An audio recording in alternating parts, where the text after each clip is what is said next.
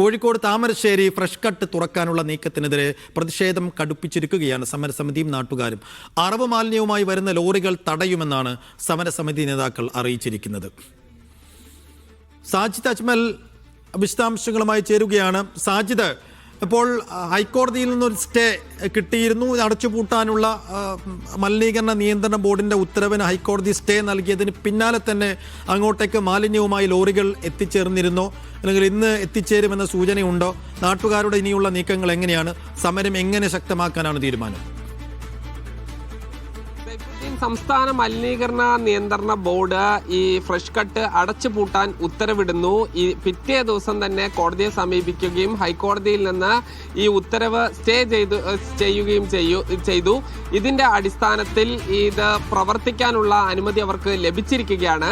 ഇന്നലെ രാത്രി പോലീസ് ഉദ്യോഗസ്ഥരെത്തി സമരക്കാരുമായി ചർച്ച ചെയ്തിരുന്നു.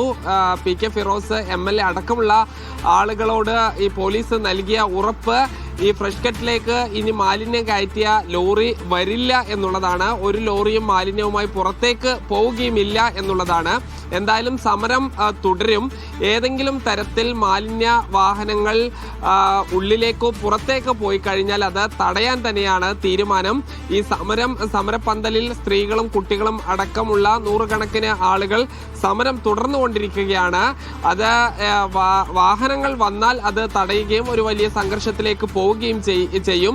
ഈ പോലീസ് ഫ്രഷ് കട്ട് അധികൃതരുമായി സംസാരിച്ച് ഇനി തൽക്കാലം ഈ കോടതിയിൽ നിന്നൊരു തീരുമാനം ഉണ്ടാകുന്നത് വരെ ഈ വാഹനങ്ങൾ വരരുത് എന്നൊരു നിർദ്ദേശം നൽകിയിട്ടുണ്ട്. ഇപ്പോൾ അവിടെ ഉള്ള മാലിന്യങ്ങൾ തന്നെ സംസ്കരിക്കാൻ ഉണ്ട് എന്നുള്ളത് കൊണ്ട് തന്നെ പുതിയ മാലിന്യങ്ങൾ അങ്ങോട്ട് ഉടനെ എത്തിക്കാനുള്ള സാധ്യത കുറവാണ്. അതോടൊപ്പം ഹൈക്കോടതി ഈ സ്റ്റേ ചെയ്തുകൊണ്ടുള്ള ഉത്തരവിൽ പറഞ്ഞ പ്രധാനപ്പെട്ട ഒരു കാര്യം, മലിനീകരണ നിയന്ത്രണ ബോർഡിന്റെ ഉന്നത ഉദ്യോഗസ്ഥരും ജില്ലാ കലക്ടറോ ഇല്ലെങ്കിൽ ജില്ലാ കലക്ടർ നിയോഗിക്കുന്ന ഒരു ഉദ്യോഗസ്ഥനോ സ്ഥലം സന്ദർശിക്കണം എന്നുള്ളതാണ്. അത് 13-ാം തീയതിക്ക് അകം റിപ്പോർട്ട് നൽകാനാണ് നിർദ്ദേശം നൽകിയിട്ടുള്ളത്. ഒരുപക്ഷെ ഇന്ന് അങ്ങനെ സന്ദർശനം ഉച്ചയ്ക്ക് ശേഷം ഉണ്ടാകാനുള്ളൊരു സാധ്യതയും ഉണ്ട്. സൈഫുദ്ദീൻ. അപ്പോൾ മലിനീകരണ നിയന്ത്രണ ബോർഡ് ഫ്രഷ് കട്ട് അറവ് മാലിന്യ കേന്ദ്രം അടച്ചുപൂട്ടാൻ തീരുമാനിച്ചതോടെ വലിയ ആശ്വാസത്തിലും ആഹ്ലാദത്തിലുമായിരുന്നു ആ നാട്ടുകാരുണ്ടായിരുന്നത്. പക്ഷെ വലിയ ആശ്വാസത്തിനുണ്ടായില്ല എന്നുള്ളതാണ് കാര്യം. ഉടമകൾ ഹൈക്കോടതിയെ സമീപിക്കുന്നു. അപ്പോൾ ആ അടച്ചുപൂട്ടാനുള്ള ഉത്തരവ് വേഗത്തിൽ ഹൈക്കോടതി സ്റ്റേ ചെയ്യുന്നു.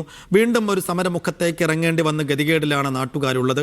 എന്തായാലും നാട്ടുകാർ സമരം ശക്തമാക്കുമ്പോൾ ഈ അറവ് മാലിന്യ കേന്ദ്രത്തിൻ്റെ ഉടമകളുടെ ഇനിയുള്ള നീക്കം എന്തായിരിക്കും? മലിനീകരണ നിയന്ത്രണ ബോർഡ് അവിടെ പരിശോധനയ്ക്ക് എപ്പോൾ എത്തും എന്നുള്ളതൊക്കെ കാത്തിരുന്നു കാണേണ്ട സംഗതിയാണ്. സാജിദ് അജ്മലാണ് വിശദാംശങ്ങൾ നൽകിയത്. മറ്റു വാർത്തകളിലേക്ക് പോകുന്നു.